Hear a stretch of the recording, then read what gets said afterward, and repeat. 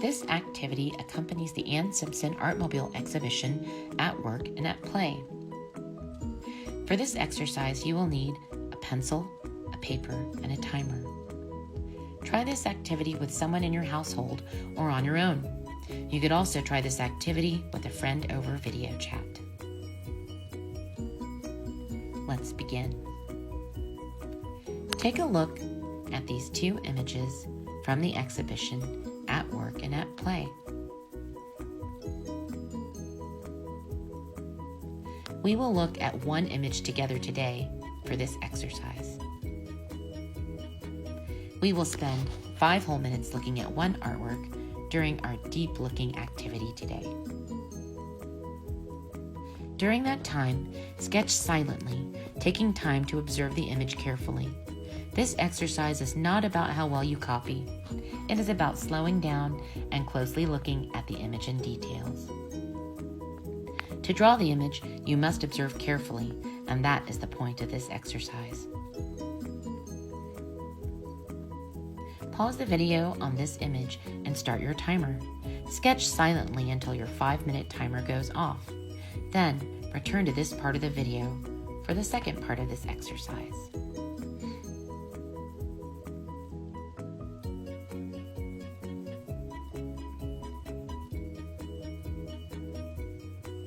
Now, set the timer for 1 minute and make a list of anything you see in the artwork, including objects, colors, designs, feelings, and emotions.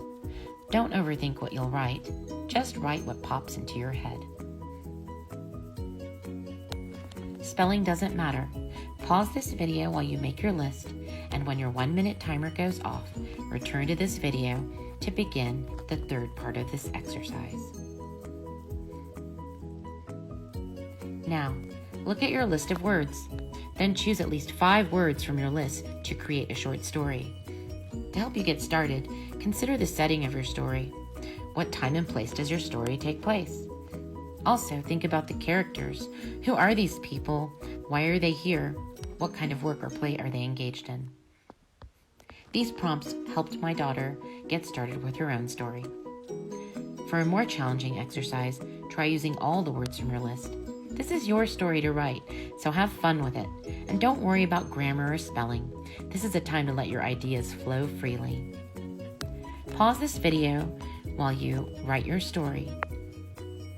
Set your timer for 10 minutes, and then return when your 10-minute timer goes off.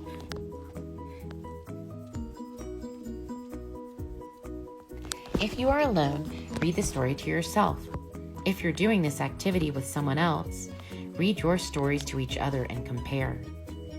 My daughter and I especially enjoyed sharing our stories with each other. What observations did you make? Are there any connections you could make to your own experiences of work and play? Think about the different ways you could tell a story through your own artwork. Try this deep looking exercise again later using this image from the exhibition.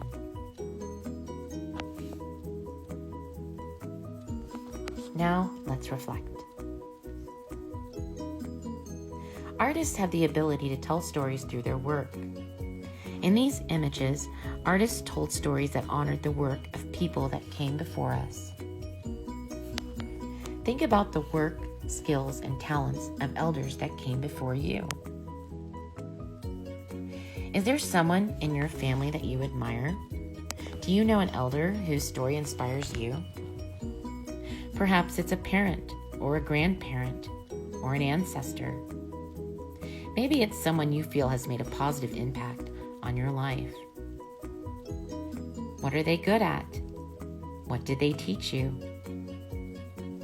What was your favorite pastime together? How did their work contribute to who you are or who you want to be? How could you tell their story through your own artwork? Join us again next week when we will begin a series of hands-on art lessons to create a portrait that honors the work and legacy of our ancestors. Thanks for watching. See you next week.